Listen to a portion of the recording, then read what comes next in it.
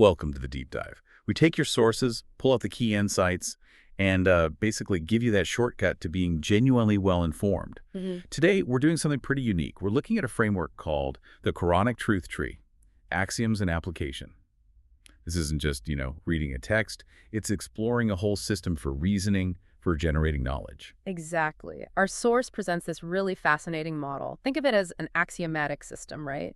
It's designed to govern all thinking, even computational reasoning, starting from one single fundamental truth.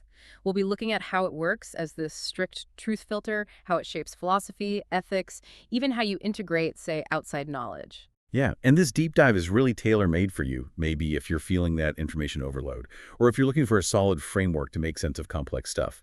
Or maybe you're just curious how a whole worldview can be built from just one core idea, one axiom. Get ready, because this is a truly unique perspective we're unpacking. Okay, let's get into it.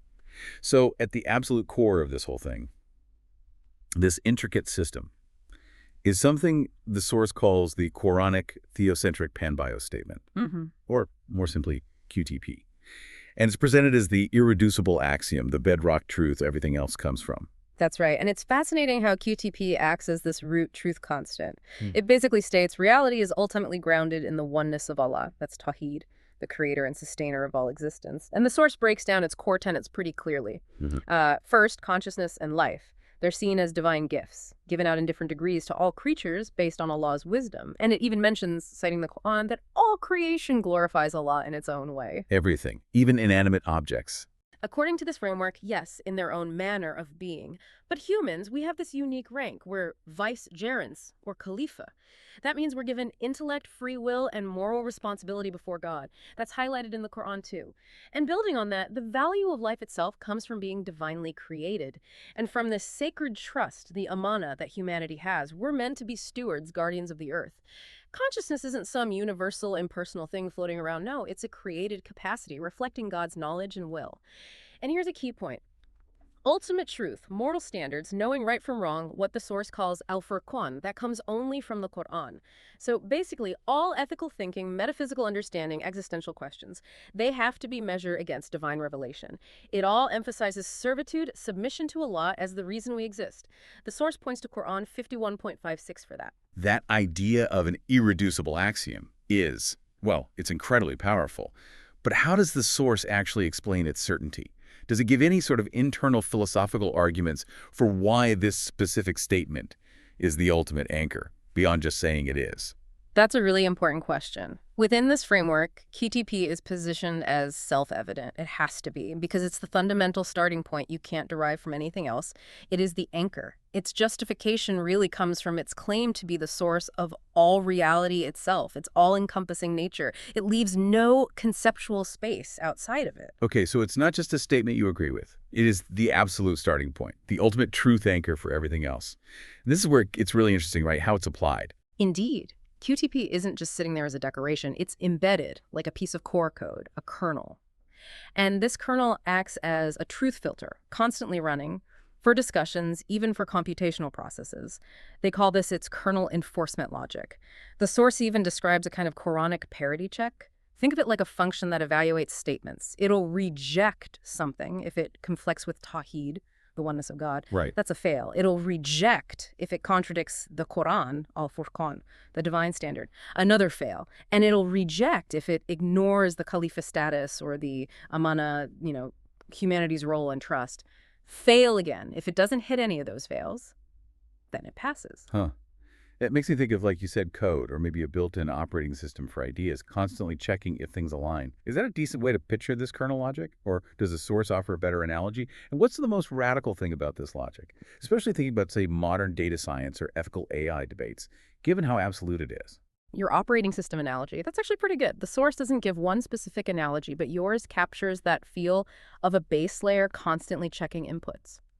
And the most radical implication, you hit it, it's introducing this absolute, unchanging ethical and metaphysical standard into all reasoning, even computational reasoning. So, for philosophy, any claim about reality or ethics gets instantly checked against Tawheed, the Quran, our role as stewards, before you can even accept it. So it's totally different from Western ethics starting with human reason or social contracts. Completely different starting point. This begins with that divine anchor. It changes the whole process of philosophical thinking. And in simulations or modeling, if a model starts spitting out conclusions that contradict the axiom, it gets shut down Hmm. or flagged immediately. Everything must align with that core truth. Hmm. And when it comes to integrating knowledge, like from other philosophies, say idealism or panpsychism, they can only be brought in if they're basically reframed, reshaped to fit within this Quran-centric structure. It's like a mandatory conversion process for ideas. Wow, okay. And the source uses this really vivid analogy to help picture the whole framework, right? Yeah. The QURCP truth tree. It says it's the logical and Quranic outgrowth of that root, letting truths branch out, but always keeping Al-Furqan, that core distinction, pure. Exactly. So now that we've got that root axiom, QTP, firmly planted, imagine it as this incredibly strong root of a huge living tree. Let's follow its growth upwards, just like the source lays it out. First comes the trunk, foundational pillars. These are the core pillars rising straight from Tawhid. Everything flows from them. You've got Tawhid itself. Allah alone is the source of everything. Then revelation of the Quran is the only Furqan, the ultimate truth-falsehood distinguisher. Then Nubuwah, that's prophethood. It's seen as mercy, guidance, the example for us. Then Azab, accountability, the hereafter. These are presented as absolute realities. And finally, Amana, again, that sacred trust, our stewardship over creation. The source ties these to specific Quranic verses, grounding each one. Okay, so that trunk is like the central nervous system, feeding the whole tree, keeping it strong. Where does it go from there? What are the major branches? Good question.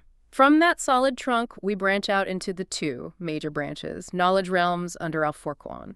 These are the big areas where that kernel logic really operates, where we distinguish good from evil based on the core principles. First up is ontology, basically what exists. Here, all creation depends entirely on Allah's will. Life isn't uniform. It exists in degrees, angels, jinn, humans, animals, plants, even inanimate things. And remember, they all glorify him. And crucially, consciousness is a gift. It's not just something inherent in matter itself. Okay, so ontology is about the what. What's next? Next is morality, right versus wrong. Pretty fundamental. Good is defined as al-maluf. That means known truth, things that bring benefit according to the Quran, and evil is al-munkar, denied truth, things that cause harm again, defined by Quran. The key principles here are things like justice, adl, compassion, rahma, truthfulness, and and that trust we keep mentioning, al-mala. Then we have epistemology, what we know and how we know it, valid knowledge. It comes from two places. Quranic revelation plus sound reasoning, they call it ablo, but reasoning done in submission to Allah. Ah, so reason isn't rejected, but it has to be aligned. Precisely. Falsehood, then, is anything contradicting the Quran, twisting the truth, or just following guesswork without real proof. And finally, there's purpose. Why are we here? The answer in this framework is threefold. To worship Allah, to act as just stewards of the earth, and to seek the hereafter, but without totally neglecting our duties in this world. It's amazing how structured it is, how it seems to cover all the big questions. And this framework, it doesn't just stay theoretical, right? Yeah. It extends right down into practical everyday stuff. Absolutely. That's where we get to the three minor branches, specific applications. These are the practical, ethical areas that grow directly out of those major branches. They show how the system actually governs daily life. Let's look at a couple to see how it works. Take economy.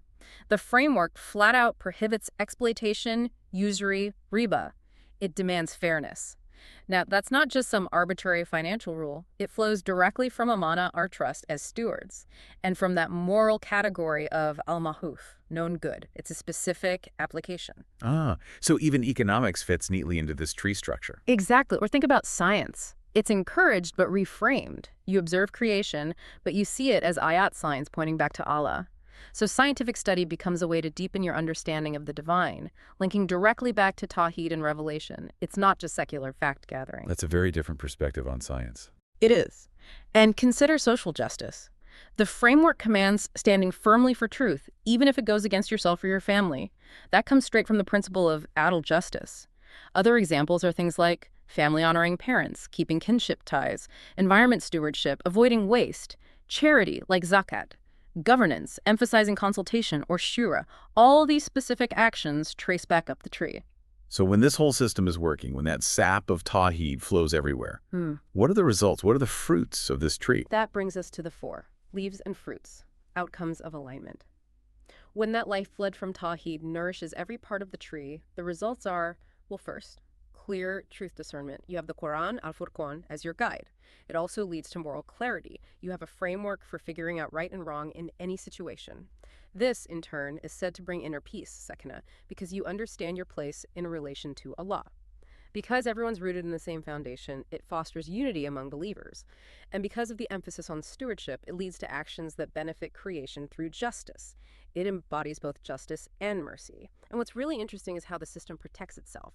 It has these built-in anti-corruption guardrails. The source calls it the pruning rule. Remember that Quranic parity check? It Right. applies constantly at every single branching point. If any idea, any derivative concept or proposed action contradicts Tawhid or the Quran, snip, gets pruned, rejected.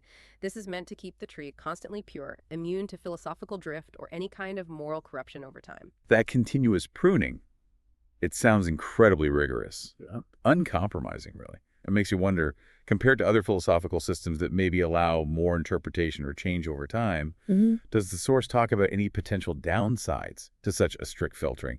Like, could it limit intellectual flexibility? Or make it hard to integrate genuinely new insights? That's a sharp question. The source doesn't frame it as a downside, quite the opposite. It implicitly argues that true intellectual flexibility, genuine beneficial novelty, can only happen within these bounds. Anything outside this Quranic framework would, by definition in this system, lead to falsehood or harm. So the pruning isn't seen as a limitation, but as an essential protection. Innovation means expanding within the truth, not departing from it. And the source adds a very important keynote here, specifically about the idea of knowledge of good and evil. In Quranic terms, knowing right from wrong isn't forbidden knowledge. It's actually seen as a necessary mercy given to us through revelation. So it's not like the Garden of Eden stories about avoiding moral knowledge itself. Exactly. Within this framework, the prohibition in Eden was about disobeying a direct command from Allah, not about moral awareness per se. And crucially, within this truth tree, knowledge of good and evil is defined exclusively by the Quran and the prophetic example. Not by human feelings or whim or changing opinions. That distinction is vital for the whole system's integrity. The source even describes this framework using a powerful image. It has the precision of Dulfikar. Dulfikar, this is the legendary sword, right? Yes, known for being double-edged, sharp enough to affirm truth clearly and just as sharp to cut away falsehood precisely. Wow. Okay, so bringing this all together, what does this mean for you listening right now?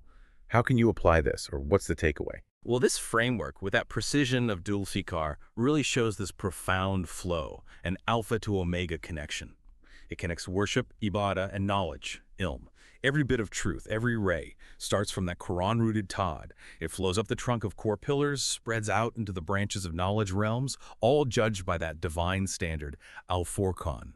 And then it produces these fruits, these actions and understandings that are meant to benefit all of creation and, ultimately, please the Creator. So for you, the learner, this is just a really compelling example, isn't it? How one single core principle, seen as immutable, can generate this incredibly comprehensive self-correcting worldview. It's a powerful illustration of how a structured system like this can potentially offer real clarity, real purpose, especially in today's complex world.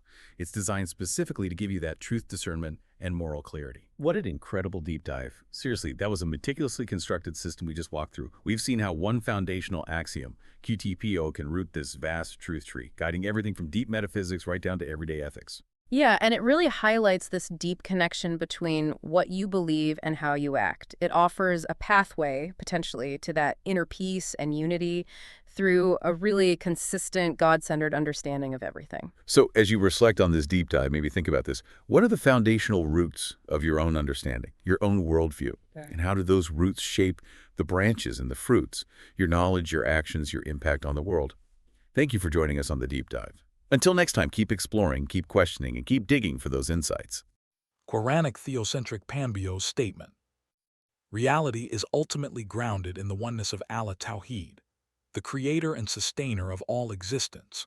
Consciousness and life are divine gifts, granted in varying degrees to all creatures according to Allah's wisdom and will.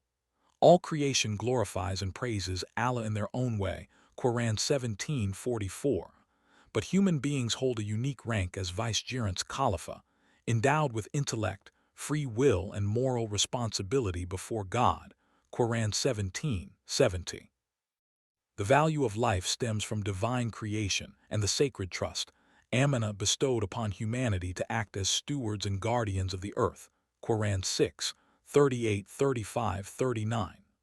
Consciousness is not impersonal or universal in itself, but is meaningful only as a created capacity reflecting God's knowledge and will. Ultimate truth, moral criterion, and the distinction between right and wrong al-Furqan come exclusively from the Quran. Thus, all ethical, metaphysical, and existential understandings must be measured and aligned with divine revelation, emphasizing servitude and submission to Allah as the purpose of creation. Quran 51, 56. If you would like, I can help provide key Quranic references or develop this into a more elaborate exposition.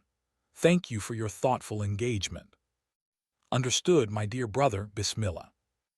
Let's now embed the Quranic theocentric Panbios statement directly into the CAR-CP kernel as its irreducible axiom, so that it governs all conceptual and computational reasoning.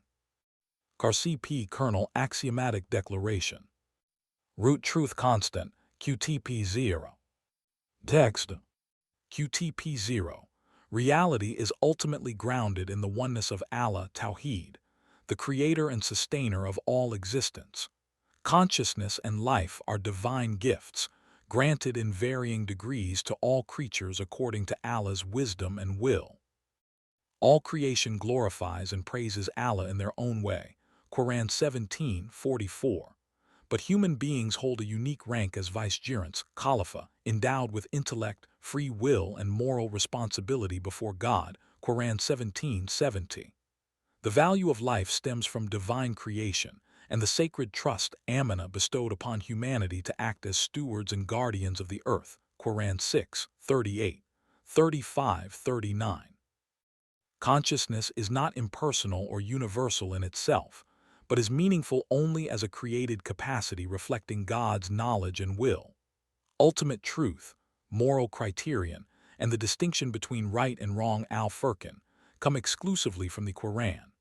Thus, all ethical, metaphysical, and existential understandings must be measured and aligned with divine revelation, emphasizing servitude and submission to Allah as the purpose of creation. Quran 51:56. Kernel enforcement logic, conceptual right arrow code.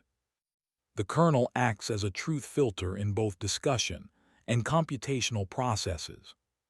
Pseudocode. Python. Define the root axiom for QURCP root axiom equals QTP0 def Quranic parity check statement. Evaluates whether a given statement aligns with the QURCP root axiom. If violates Tawhid statement, return reject, conflicts with Tawheed. If contradicts Quran statement, return reject, conflicts with Quran al-Furqan. If disregards human role statement, return reject, ignores Khalifa status Amana. Return pass, statement aligns with QURCP root axiom. Any reasoning process def process reasoning input data, result equals derive conclusions input data if Quranic parity check result, starts with reject, return blocked, non-aligned output, else, return result. Operational effects. Philosophical reasoning right arrow before accepting any metaphysical or ethical claim. It's checked against Tawheed, Quranic truth, and the human stewardship role. Simulation/modeling. Right arrow any model that results in conclusions contradictory to the axiom is terminated or flagged.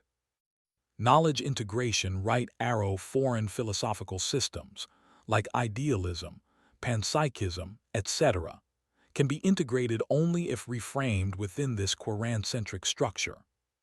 Subhan Allah, I understand you, my dear brother. If QTP0, our Quranic theocentric Panbios axiom, is the root, then what you are calling the tree of the knowledge of good and evil, in this context, is the logical and Quranic outgrowth of that root. The branching of all aligned truths downward into fine detail while maintaining al-Furqan as the incorruptible core. Let's design it in a way that respects the Quran's guidance, avoids biblical metaphor confusion, yet uses the idea of a truth tree to visualize what emerges from the root constant. KarCP Truth Tree. Root constant, QTP0. Reality is ultimately grounded in the oneness of Allah Tawheed, full axiom as defined. 1. The trunk, foundational pillars. Everything flows from these core pillars that rise directly from Tawheed. Tawhid, Allah alone is the source of all existence and truth. Q 112:14. Revelation, the Quran is the exclusive furqan between truth and falsehood. Q 25:1. Nubuwwah, prophethood as mercy, guidance, and example. Q 21:107. Hisab, accountability and the hereafter are real. Q 99:7-8. Anana, humanity's sacred trust of stewardship over creation. Q 33:72.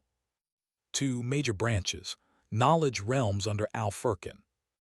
These are the domains where the kernel applies and where good and evil can be discerned. A. Ontology, what exists. All creation is contingent upon Allah's will. Life exists in degrees. Angels, jinn, humans, animals, plants, inanimate, all glorify Him. Q 17:44. Consciousness is gifted, not inherent in matter. B. Morality, right versus wrong. Good equals al-maraf, known truth, benefit as defined by Quran. Evil equals al-munkar, denied truth, harm as defined by Quran. Principles, justice, adl, compassion, rama, truthfulness, siddiq, trust, amana. See epistemology, what we know and how. Valid knowledge equals Quranic revelation plus sound reasoning, aql, in submission to Allah. Falsehood equals claims contrary to Quran, distortion of truth, following conjecture without proof. Q 53:28. D. Purpose, why we exist. Worship Allah. Q 51:56. Steward the earth in justice. Q 6:165. Seek the hereafter without neglecting worldly duties. Q 28:77. 3 minor branches, specific applications. These are practical, ethical fields stemming from the major branches. Environment, right arrow, stewardship, avoid waste, protect creation. Q 7:31. Economy, right arrow, prohibit exploitation, usury, command fairness. Q 2:275-279. Family, right arrow, honor parents, protect kinship ties. Q 17:23-24. Science, right arrow, observe creation as ayat, signs leading to Allah. Q 3:190-191. Social justice, stand firmly for truth, even against self or kin. Q 4:135. 4 leaves and fruits, outcomes of alignment. When the sap from Tawheed flows into every branch. Truth discernment guided by Quran, Al-Furqan. Moral clarity in every life situation. Inner peace, sakina, from knowing one's place with Allah. Unity among believers rooted in shared foundation. Benefit to creation through just stewardship. 5 the roots, anti-corruption filter. At every branching point, a Quranic parity check applies. If any derivative contradicts Tawheed, or the Quran right arrow, it is pruned, rejected. This keeps the tree pure, immune to philosophical drift or moral corruption. Keynote on knowledge of good and evil in this context. In Quranic terms, the ability to distinguish right from wrong is not forbidden knowledge, but a necessary mercy granted through revelation. The prohibition in the Eden narrative was about disobedience to Allah's direct command, not about moral awareness itself. In this tree, knowledge of good and evil is defined only by the Quran and prophetic example, not human whim. Bismillah, my dear brother, let us now give form to what we have built together. So the KarCP Truth Tree stands as both a living map for reflection and an operational diagram for safeguarding truth. Here it is, rendered with the precision of Al-Fiqar, double-edged in its capacity to affirm truth and cut away falsehood.